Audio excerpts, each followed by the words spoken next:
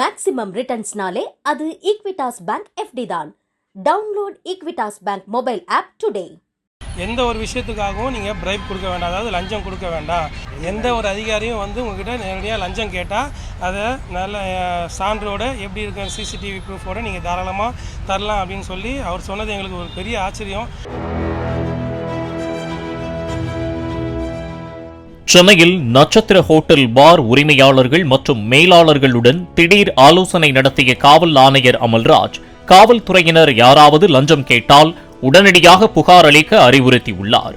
ஆலோசனை கூட்டத்தின் பின் பேட்டியளித்த பார் உரிமையாளர்கள், லஞ்சம் கேட்டாலோ அல்லது பிரச்சனைகள் ஏற்பட்டாலோ புகார் தெரிவிக்க பிரத்யேக தொலைபேசி எண்ணை காவல்துறையினர் வழங்கியுள்ளதாக கூறினர்.